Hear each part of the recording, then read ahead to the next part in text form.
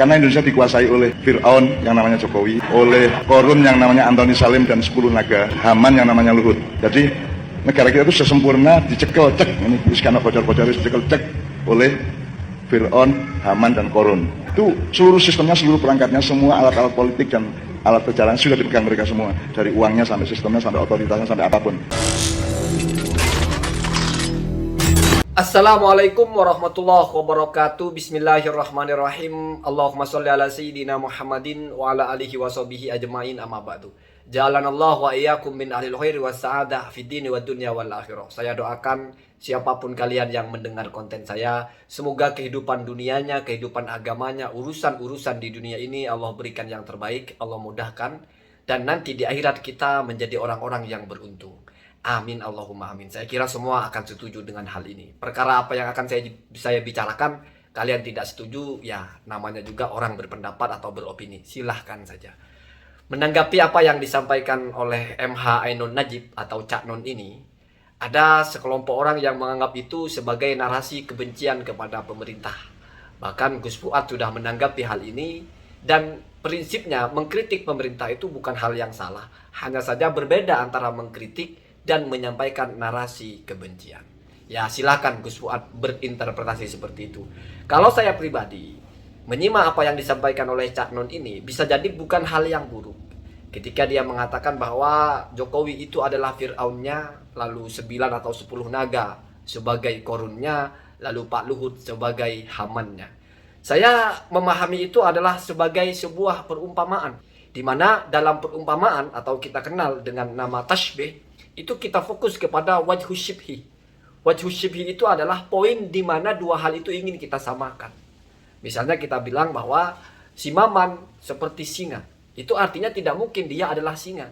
Tetapi mesti ada kesamaan antara Maman dengan singa. Di bagian apa? Misalnya di dalam bagian keberaniannya. Jadi kita kunci di poin keberanian itu sebagai sifat yang kita anggap Maman dengan singa sama memiliki hal tersebut. Lalu apa hubungannya Jokowi dengan Fir'aun? Ya bisa saja, maksudnya adalah kekuasaan penuh, atau ditaati oleh rakyatnya, atau memang pemimpin yang sah. Fir'aun kan pada waktu itu seorang raja, pemimpin yang sah, ditakuti oleh rakyatnya, ditaati oleh rakyatnya. Ya begitu juga Jokowi. Ini sesuatu yang bagus. Memang seorang pemimpin itu harus berkuasa penuh dan ditaati oleh rakyatnya. Nah, itu cara kita memahami narasi orang. Tidak mungkin MH Ainun Najib mengatakan Jokowi seperti Fir'aun dalam posisinya sebagai mal'un, orang yang dilaknat oleh Allah. Kenapa? Karena Fir'aun dilaknat, mengaku Tuhan, dan jelas tidak beriman, ingkar kepada Nabi Musa, ingkar kepada utusan Allah. Jokowi enggak begitu. Jokowi orang Islam, tidak ingkar kepada utusan Nabi Muhammad, tidak ingkar kepada Al-Quran, tidak ingkar kepada agama yang datang kepadanya. Jadi berbeda. Lalu kesamaannya di mana? Yaitu sama-sama sebagai power, punya kekuasaan. Kemudian misalnya Korun diistilahkan sebagai penyandang dana atau orang yang kaya, yaitu bicara tentang kekuasaan dalam poin kekayaannya. 9 naga punya, atau 10 naga ya kata dia ya, punya aset yang sebegitu banyak sehingga punya power. Itu terjadi pada Korun karena dia punya begitu banyak aset ya, sampai kita kenal istilah harta karun ya.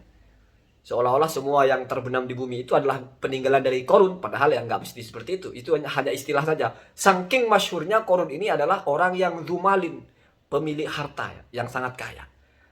Itu kan hal yang biasa saja. Orang kaya kita sebut sebagai korun, di mana dengan kekayaannya punya kekuasaan. Itu hal yang wajar saja. Tidak ada narasi kebencian di situ. Perkara korun itu konotasinya adalah negatif di bagian mananya. Korun negatif bukan karena dia berduit. Korun negatif bukan karena dia berkuasa, tapi karena tidak beriman. Ya kalau tentang 9-10 naga kita tidak bicara mereka beriman atau tidak. Tetapi sinergiskan dengan narasi yang pertama, di bagian mana mau disamakan. Ini kan bicara pemerintahan, berarti bicara kekuasaan. Bukan bicara keimanan, bukan bicara dia agamanya apa. Lalu masalah Haman, diumpamakan Pak Luhut sebagai Hamannya. Ya memang Haman itu taat kepada Fir'aun. Sampai ketika Fir'aun membuat perintah yang tidak masuk akal. Membuat sorhan atau semacam menara yang menembus langit. Haman melakukan itu. Saking taatnya. Berarti supremasinya Fir'aun, supremasinya Pak Jokowi itu ya memang diakui. Ditaati oleh bawahannya. Itu kan hal yang positif sebetulnya. Kalau kita bijak menyikapinya.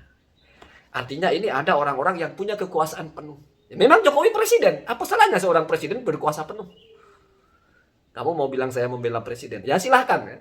Silahkan. Toh bagi saya apa manfaatnya membela Jokowi? Apa manfaatnya menyerang? Sama-sama tidak ada manfaatnya. Bagi saya pribadi. Tetapi kalau saya menarasikan narasi-narasi yang menyudutkan pemerintah, apa mudaratnya? Pertanyaannya bukan manfaatnya. Apa dengan kita mendengar orang yang mencela presidennya lalu kita menjadi maju? Enggak juga. Paling kita hanya terpuaskan hawa nafsunya. Mencela orang. Efek untuk kita apa? Apa kita bisa merubah kebijakannya? Itulah berbeda antara mengkritik dengan membenci.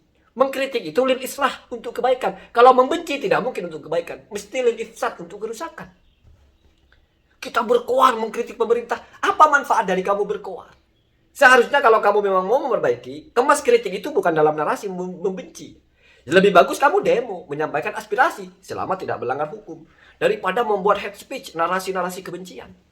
Ya, saya tidak suka orang bernarasi kebencian kepada negara, kepada pemerintah, karena bagaimanapun hidup kamu secara syariat atau secara hitungan matematis kita, itu memang bergantung kepada pemerintah.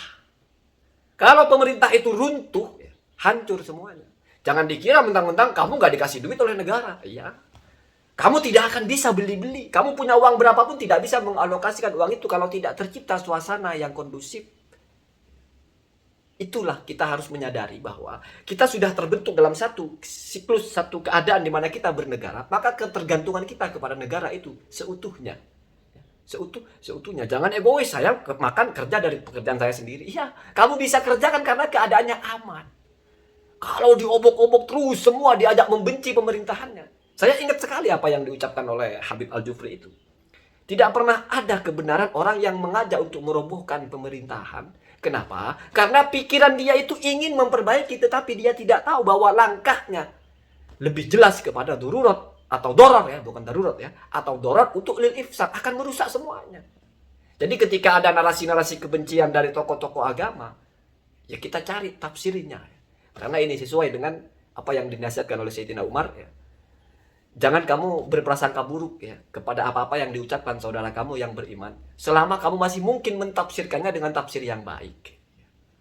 La tadunnunna ya bisu'i ma kharajat min lisani akhika al-mu'min ya. Atau kalimatan kharajat min lisani akhika al-mu'min. Jangan kamu berprasangka buruk tentang apa yang keluar dari lisan saudaramu yang beriman.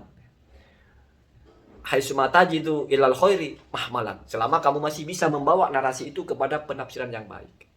Lalu misal kamu bertanya, kenapa saya membuat narasi-narasi yang tajam, kritik kepada Ustaz-Ustaz Salafi Wahabi, kenapa saya tidak mencoba mencari penafsiran yang baik? Oh enggak, itu tidak bicara penafsiran. Kritik saya kepada Ustaz Salafi Wahabi tidak di ranah opini, tidak di ranah penafsiran. Tetapi head to head, 1 tambah 1 dia bilang 3, tidak bisa ditafsirkan lagi. Berarti masuk kepada ranah yang kedua, yaitu lam ajid fihi ilal khairi mahmalan. Tidak saya temukan ada kemungkinan dibawa kepada hal yang baik. Dari mana ada pembatal wudu itu nginjak tai kucing? Itu salah satunya misalnya. Itu kan merusak hukum agama, tidak bisa kita tafsir-tafsirkan. Mengada-ngada tentang isi kitab, apa yang ada dalilnya dibilang nggak ada dalilnya, itu kan kebohongan. Tidak bisa kita cari takwilnya. Apalagi mereka justru sedang bernarasi meresahkan, menyerang orang-orang. Jadi inilah manhaj saya, cara berpikir dan cara mengkritik. Mungkin kalian tidak suka, ya silahkan. Allahumma hadina hada sabil. Assalamualaikum warahmatullahi wabarakatuh.